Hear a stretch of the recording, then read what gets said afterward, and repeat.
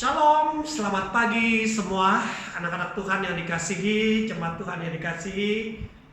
Pagi ini kita sekali lagi mengadakan mesbah doa keluarga atau ibadah di rumah, baik yang bersama dengan keluarga, dengan rekan-rekan serumah, juga yang bersendirian. Selamat menikmati ibadah doa kita, ibadah kita di rumah atau mesbah doa keluarga. Dalam 1 Tesalonika pasal yang ke-5 ayat yang ke-18, firman Tuhan berkata, mengucap syukurlah dalam segala perkara.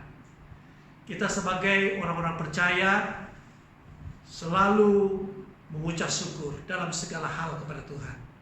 Mengucap syukur itu adalah tanda orang yang beriman.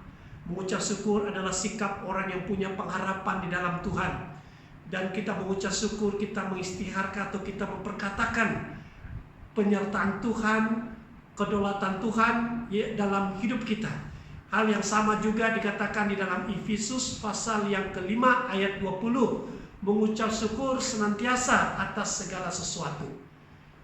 Baik, pada pagi ini saya mengajak kita untuk merenungkan atau belajar dari firman Tuhan yang saya ambil atau petik dari Injil Yohanes pasal 21 ayat 15. Mari kita membuka Alkitab atau mendapatkan Alkitab masing-masing dan menemukan ayat ini.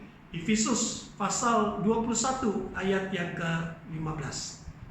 Saya akan menanti semua orang atau saudara-saudari menemukan ayat ini, kita akan membacanya bersama-sama. Yohanes 21 ayat yang ke-15. Baik, kita membaca bersama.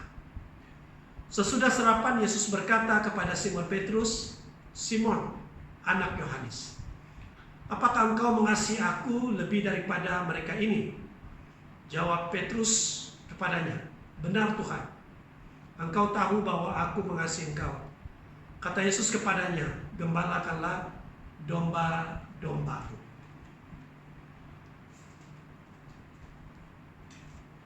Pembacaan dari firman Tuhan pagi ini, saya ingin menyampaikan tema mengenai pertanyaan Tuhan. Pertanyaan Tuhan ini kalau kita renungkan adalah pertanyaan Tuhan secara pribadi. Pertanyaan Tuhan Yesus kepada salah seorang muridnya. Itu sebabnya pertanyaan ini adalah pertanyaan yang sifatnya pribadi. Pribadi kepada setiap kita anak-anak Tuhan. Dan pribadi kepada saya, pribadi kepada saudara-saudari pagi ini. Selain itu pertanyaan Tuhan Yesus ini dalam Yohanes 21 ayat 15 ini adalah pertanyaan Tuhan Yesus kepada pemimpin gereja. Pertanyaan Tuhan kepada hamba-hamba Tuhan yang melayani di gereja. Kepada pemimpin pelayanan, kepada yang terlibat dalam pelayanan. Saudara, kita ingat bahwa Tuhan Yesus dengan sengaja memanggil 12 murid yang pertama. Yesus memuridkan, melatih mereka, mempersiapkan mereka karena mereka adalah pemimpin gereja yang dipersiapkan akan meneruskan misi Tuhan bagi gerejanya di dunia ini. Jadi pertanyaan Tuhan Yesus dalam Yohanes ini adalah juga pertanyaan kepada pemimpin pelayanan, kepada pemimpin gereja, kepada pemimpin atau hamba Tuhan yang melayani. Lalu pertanyaan Tuhan Yesus ini adalah juga kepada gereja. Pertanyaan Tuhan kepada gereja secara umumnya, bagi setiap gereja, orang-orang percaya, atau pertanyaan kepada umat Tuhan. Karena Yohanes pasal 21 ini diilhamkan, perkataan firman Tuhan diilhamkan oleh Roh Kudus supaya Yohanes menulisnya dalam kitab Injil Yohanes supaya setiap orang percaya, bahkan gereja-gereja di setiap abad membaca, menyelidiki, merenung, dan belajar daripada pertanyaan dari Tuhan Yesus ini. Karena pertanyaan ini adalah pertanyaan Tuhan kepada gereja. Maka saudara dikasih oleh Tuhan pagi ini kita membaca firman Tuhan, merenung satu ayat pembacaan yang merupakan pertanyaan Tuhan Yesus yang secara pribadi kepada kita. Pertanyaan Tuhan Yesus kepada kita, atau siapa yang sedang berstatus sebagai pemimpin gereja, hamba Tuhan, pastor, ataupun anak-anak Tuhan yang sedang giat menggerakkan atau terlibat dalam pelayanan-pelayanan di gereja. Pertanyaan Tuhan bagi kita, bagi gereja Tuhan, termasuk kita, gereja SIB Kajang. Saudara dikasih oleh Tuhan Yesus Kristus, pertanyaan Tuhan ini muncul bukan hanya pada waktu seperti tercatat di dalam kitab Yohanes ini, Injil Yohanes ini, tapi pertanyaan ini adalah, saya sangat yakin, pertanyaan yang juga Tuhan munculkan pada waktu dunia sedang mengalami kegoncangan. Saudara tahukah bahwa sekarang ini kita sedang berada dalam waktu di mana Tuhan mengizinkan atau Tuhan sedang menggoncangkan dunia. Setiap negara sedang mengalami kegoncangan dalam semua bidang. Khususnya apa yang kita lihat hari ini, setiap kerajaan di setiap negara-negara di dunia ini sedang mengalami kegoncangan. Kegoncangan ekonomi sedang terjadi. Memang sudah dikasih oleh Tuhan di abad 21 ini, dunia perabadan manusia itu bangga dengan kemajuan sains teknologi, bangga dengan pencapaian-pencapaian hebat dari teknologi yang ada. Namun ternyata saudara yang kekasih oleh Tuhan, semuanya itu tidak bertahan dengan kegoncangan yang sedang terjadi di seluruh dunia. Yang kita juga lihat atau kenal dengan fenomena daripada penularan COVID-19 ini. Namun kita melihatnya lebih jauh bahwa apa yang sedang terjadi, fenomena ini adalah satu fenomena kegoncangan sedang terjadi. Dunia yang negara yang terkenal dengan negara besar, dengan ketenteraan yang besar, dengan ekonomi yang hebat, mengalami kegoncangan yang daripada Tuhan. Baik di negara China, di Eropa, negara-negara di Eropa, negara-negara ataupun di Amerika sekalipun. Di dunia Barat maksud saya yang kita kenal sebagai negara-negara hebat, negara-negara maju, pun tidak bertahan dengan kegoncangan yang sedang Tuhan lakukan. Dan kita melihat di Asia, di negara di Asia ini, termasuk Malaysia, sedang mengalami kegoncangan. Sudah dikasih oleh Tuhan Yesus Kristus dalam kegoncangan ini, ya, ini sebuah pertanyaan yang Tuhan juga sampaikan kepada kita pribadi, kepada kita yang sedang terlibat dalam pelayanan di gereja, yang juga pertanyaannya kepada kita sebagai umat Tuhan, gereja Tuhan.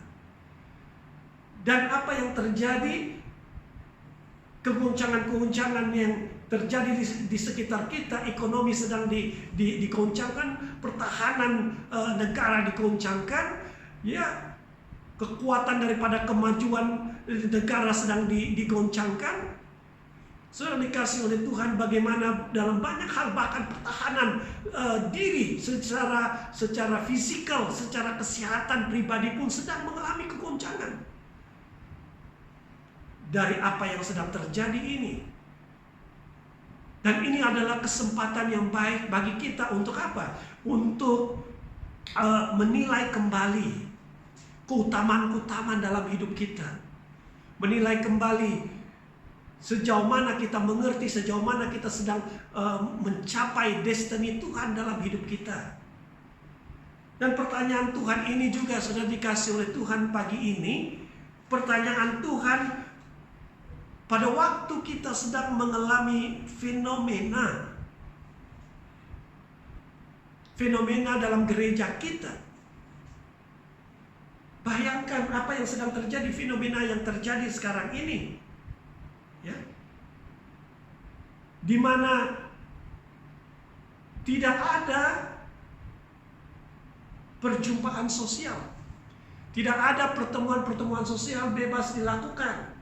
Sudah tidak ada lagi pertemuan kelompok sel. Sudah tidak ada restoran di mana kita bebas lepak untuk makan, untuk santai dengan kawan-kawan.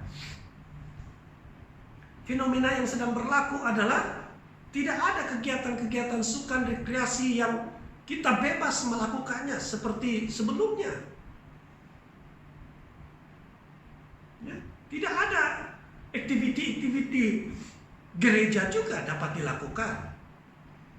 Bahkan tidak ada kegiatan di gereja, kebaktian di gereja, dan tidak ada kerja. Maksud saya tidak boleh melakukan kegiatan pekerjaan. Tidak dapat atau tidak ada kegiatan yang kita boleh lakukan untuk kegiatan bisnis seperti biasa. Dan inilah fenomena yang sedang terjadi, dan saya percaya dalam fenomena yang sedang terjadi ini Tuhan sedang berbicara kepada kita. Mungkinkah dalam keadaan hari ini gereja sudah tidak ada kegiatan sosial, sudah tidak ada lagi kegiatan-kegiatan sukan, kegiatan hiburan, kegiatan rekreasi yang bebas, dalam keadaan di mana gereja sudah tidak ada kegiatan pelayanan lagi, tidak ada kebaktian di gereja, bahkan tidak ada kerja, tidak ada kegiatan keluar untuk pergi bekerja ataupun buat bisnis. Mungkinkah Tuhan juga bertanya kepada kita? Pertanyaan Tuhan Yesus seperti ini. Aku sudah membersih kamu dari jadwal kamu. Saya sudah mengasingkan kamu dari segala kesibukan kamu. Bolehkah sekarang kita berbicara? Bolehkah sekarang ini untuk kita bersekutu? Saudara yang saya kasih dalam Tuhan Yesus Kristus, karena sebelum ini boleh jadi saja kita secara pribadi, sebagai anak Tuhan, sebagai tim dalam pelayanan atau sebagai gereja Tuhan, kita terlalu sibuk dengan banyak hal. Sibuk dengan pekerjaan, sibuk dengan aktiviti seperti aktiviti keluarga, aktiviti sosial kita, aktiviti pelayanan, dan sebagainya. Tapi hari ini semuanya terhenti. Kita tidak boleh lagi lakukannya. Dan ini yang saya maksudkan dari pertanyaan Tuhan Yesus dalam Yohanes 21 ini adalah waktu di mana Tuhan Yesus berbicara kepada kita dalam fenomena apa yang gereja sedang alami. Supaya kita sudah tidak punya alasan lagi kepada Tuhan Yesus. Sudah tidak boleh lagi buat alasan kesibukan. Tidak boleh lagi buat alasan atau punya alasan tidak ada waktu dengan Tuhan. Saudara yang dikasihi oleh Tuhan Yesus Kristus,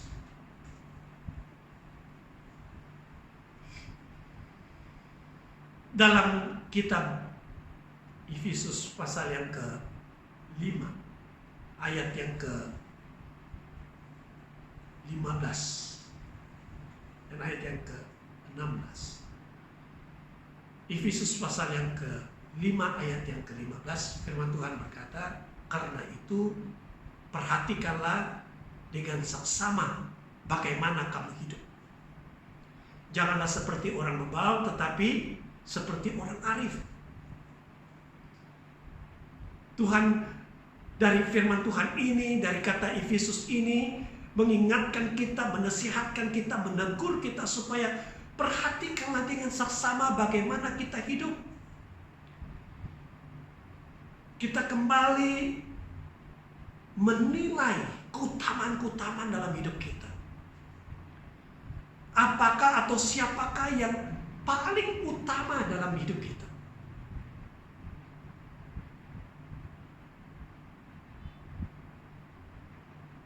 Kita mulai berpikir, kita mulai merenungkan, kita mulai berefleksi, kita mulai menilai kembali apa yang paling utama dalam hidup kita ini.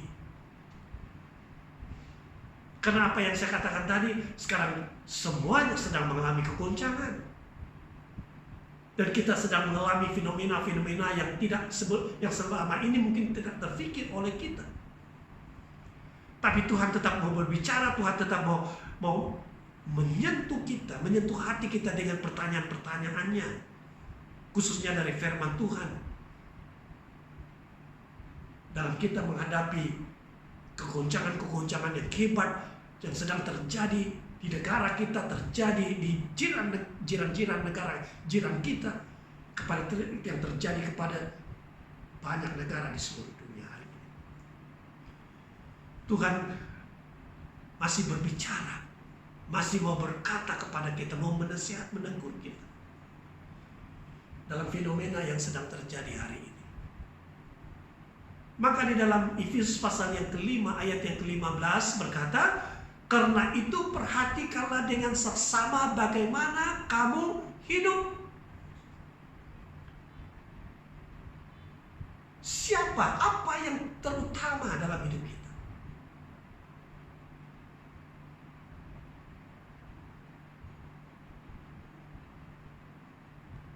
Apakah keutamaan dalam di hidup kita ini? Dalam kita bekerja, dalam kita membangun keluarga, dalam kita hidup bersosial, membangun pergaulan dengan banyak lingkungan kita. Banyak hal yang kita mau capai, banyak hal yang kita mau lakukan. Kita sedang mau bekerja keras supaya kita mencapai ini, pencapaian ini dalam hidup kita. Tapi hari ini dari firman Tuhan mengingatkan kita tentang perlunya kita memperhatikan, menilai bagaimana kita hidup. Injil Matius pasal yang ke-6 ayat 33, firman Tuhan berkata, carilah dahulu kerajaan Allah dan kebenarannya.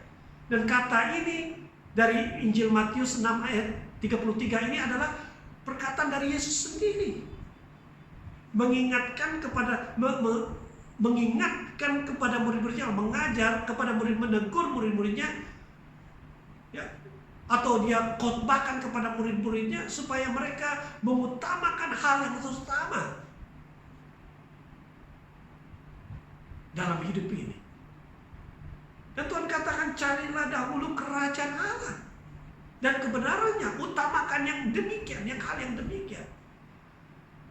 Hal kerajaan Allah itu adalah hal kerajaan yang dipimpin oleh Tuhan atau rencana Tuhan dalam hidup kita, kehendak Tuhan dalam hidup kita. Utamakanlah apa? Kehendak Tuhan, destiny Tuhan dalam hidup kita. Utamakan kehidupan kekal. Bila Tuhan berkata tentang kerajaan Allah, itu berkata tentang kehidupan kekal, tentang destiny Tuhan, kedaulatan Tuhan, rencana Tuhan dalam penciptaan manusia, dalam hidup setiap kita. Mencari kebenaran Allah, mencari Yesus, sungguh-sungguh mencari Kristus dalam hidup kita. Saudara yang dikasihi oleh Tuhan Yesus Kristus, seandainya jika usia hidup kita ini dipersingkatkan hanya beberapa bulan lagi ke hadapan, atau jika dunia ini akan berakhir dalam beberapa tahun lagi ke hadapan,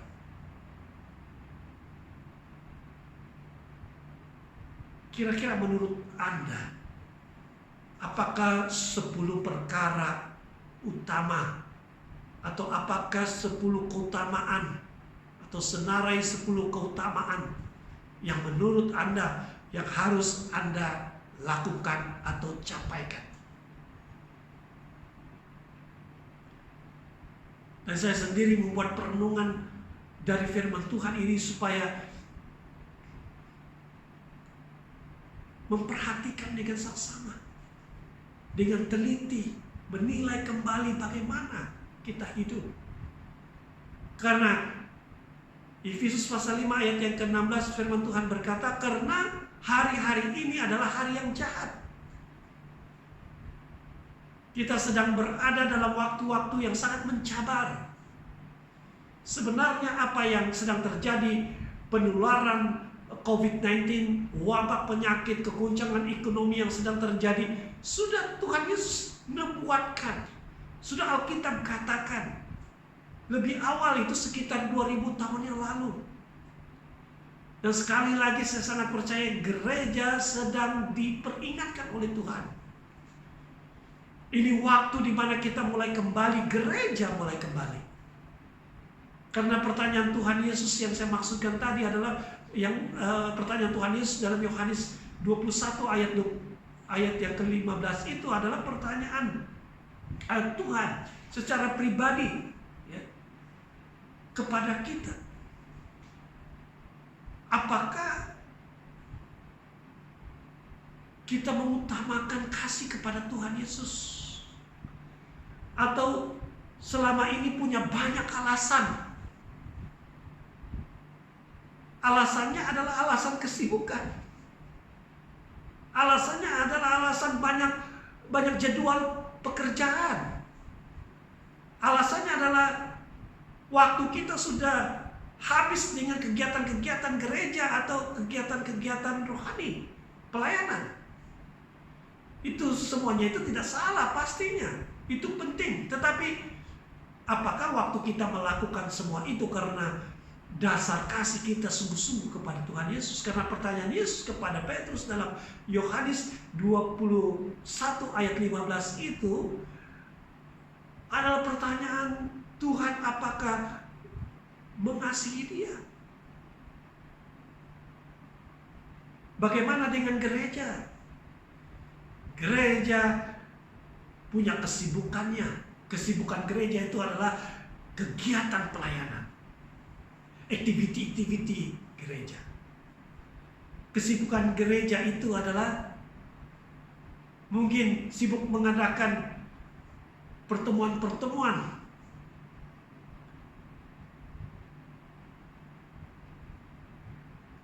Tapi bagaimana? Apakah itu kesibukan kita itu karena dasar kasih kita kepada Tuhan atau karena supaya kelihatan rohani? Tapi hari ini dari firman Tuhan, dari situasi fenomena yang kita sedang alami, Tuhan bertanya kepada kita, atau supaya kita kembali menilai kesungguhan mengasihi Yesus.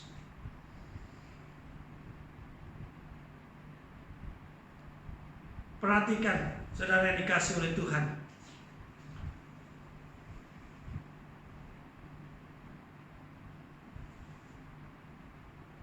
Bagi gereja Tuhan, kita sudah melalui lebih 2 minggu perintah kawalan pergerakan, atau akan berakhir dalam 14 April yang akan datang. Dan pihak kerajaan yang sedang menangani fenomena penularan yang virus yang sedang terjadi, corona yang sedang terjadi di negara kita, menjangkakan bahwa mungkin keadaan akan lebih parah ke depan. Jika kita melihat statistik penambahan orang yang kena dari COVID-19 ini di luar negara, dan lebih mengerikan apa yang sedang terjadi di Amerika hari ini.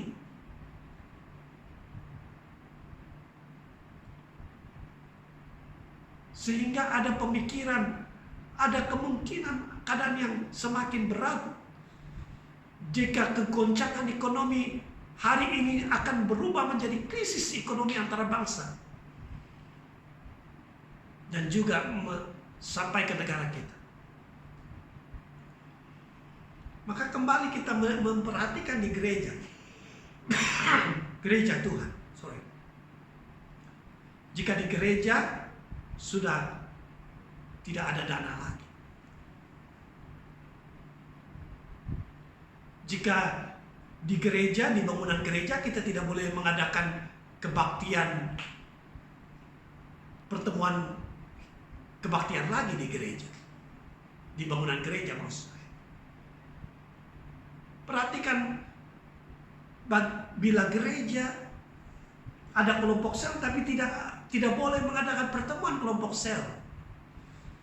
Gereja tidak ada kegiatan pelayanan, aktiviti pelayanan yang boleh dilakukan, dilanjutkan.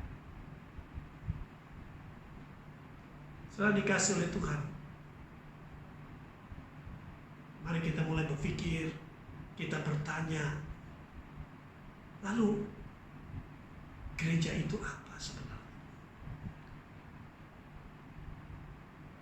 Kalau gereja sudah memang tidak ada dananya, bangunan gereja sudah tidak boleh adakan kebaktian di situ. Bila kelompok-kelompok sel sudah tidak boleh bertemu lagi mengadakan pertemuan.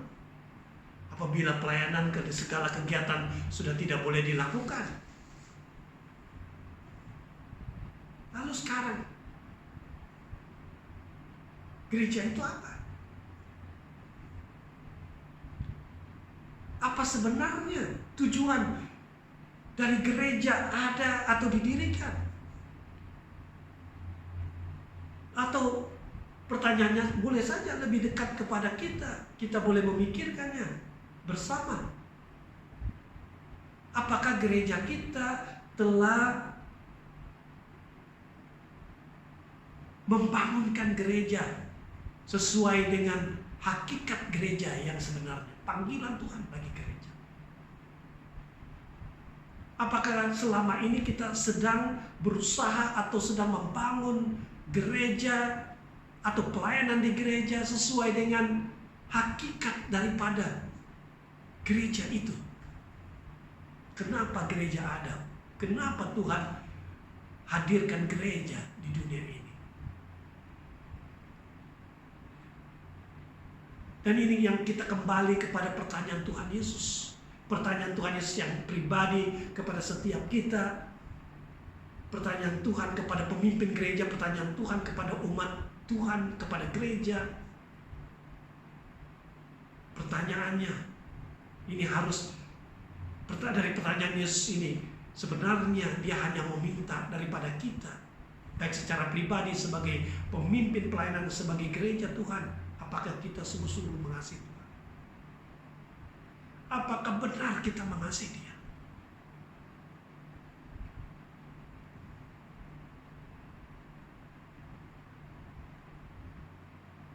Apakah kita menjadi orang Kristen? Apakah kita datang ke gereja? Apakah kita aktif dalam pelayanan di kegiatan-kegiatan di gereja?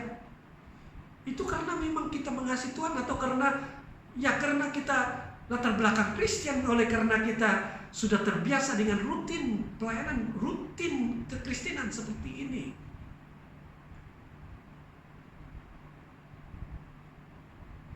Dan saya sangat percaya bahwa waktu-waktu yang sedang kita lalui, waktu-waktu di depan yang ada hari ini adalah hari di mana Tuhan sedang menyentuh hati kita, Tuhan sedang menjamah hati kita supaya kasih kita kepada Tuhan Yesus tidak akan luntur, kasih kita kepada Tuhan Yesus tidak akan berkurang, tapi semakin hari semakin cinta Tuhan, semakin hari semakin mengasihi Yesus, mengikut Yesus dengan segenap hati, mengikut Yesus sungguh-sungguh, memikul salib, walaupun dalam keadaan apapun kita memilih untuk mengasihi Tuhan sungguh-sungguh.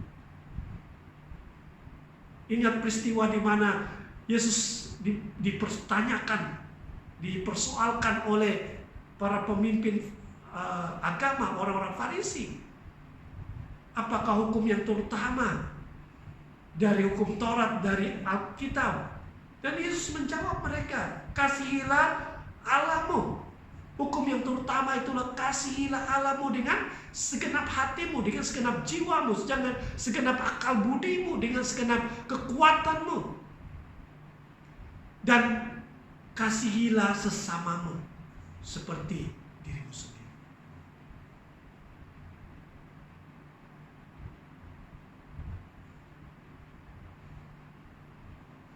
Gereja Tuhan, orang yang mengasihi Tuhan Yesus sungguh-sungguh, dia akan punya belas kasihan seperti apa yang ada di dalam hati Yesus. Orang yang sungguh-sungguh mengasihi Tuhan Yesus, mengasihi Allah Bapa dengan segenap hati, pasti akan digerakkan hatinya melayani Tuhan. Itu sebabnya waktu Yesus bertanya kepada Petrus, bahkan pertanyaan di dalam Yohanes 21 ayat 15 ini diulangkan sampai 3 kali. Dan jika sungguh-sungguh mengasihi Tuhan Yesus, dan jawab Yesus apa? Sederhana. Gembalakanlah domba-domba.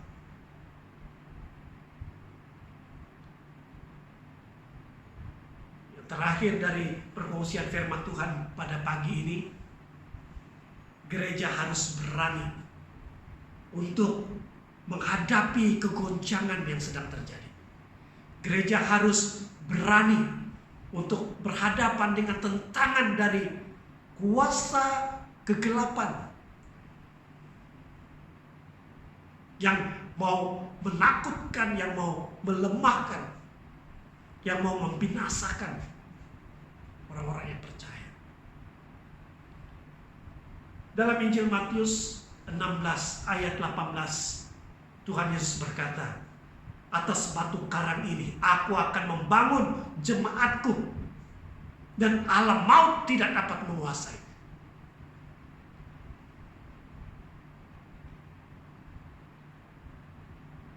Ini berbicara bahwa Tuhan Yesus yang menginisiatifkan gereja. Maka kita sebagai umat Tuhan, sebagai gereja, kita tidak takut menghadapi tentangan kegoncangan yang sedang terjadi. Karena kita tahu bahwa kita umat Tuhan, kita gereja Tuhan, yang pendirinya adalah Yesus sendiri, yaitu batu karang.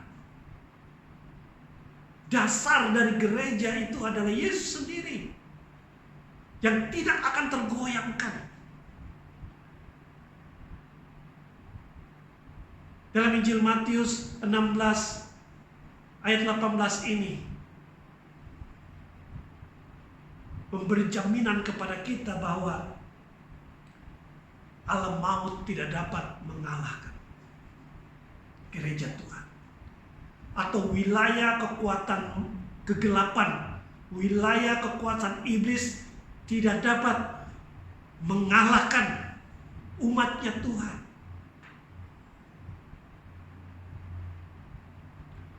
Dan inilah kekuatan yang ada pada gereja Tuhan, yaitu Yesus, dasar dari gereja. Firman Tuhan menjadi kekuatan kita. Penyertaan Roh Kudus bagi gereja Tuhan menguatkan gereja Tuhan, anak-anak Tuhan. Maka pagi ini saya mengajak kita untuk respon firman Tuhan bersama, untuk menjawab kepada Tuhan Yesus. Tuhan, Engkau mengetahui apa yang ada dalam hatiku. Tidak ada yang dapat saya sembunyikan di hadapan-Mu. Tuhan, sungguh saya mau mengasihi Engkau. Tuhan Yesus, kami sungguh-sungguh mengasihi. Kami umat yang mengasihi-Mu. Dan memang kalau ada teguran Tuhan, bahwa kita kembali harus menilai kasih kita kepada Tuhan, atau sudah mulai dingin kasih kita kepada Tuhan, mari pagi ini kita bertobat di hadapan Tuhan. Sudah tidak ada alasan lagi kita untuk tidak punya waktu dengan Tuhan. Sudah tidak ada alasan lagi kita untuk tidak punya waktu untuk mencari wajah Tuhan, merendahkan diri di depan Tuhan, bertobat di hadapan Tuhan. Mari pagi ini kita berdoa supaya kita menjadi umat yang bukannya mengasihi Tuhan, tetapi mengasihi jiwa-jiwa. Gereja yang siap melayani. Gereja yang tetap berani menghadapi kegoncangan yang sedang terjadi.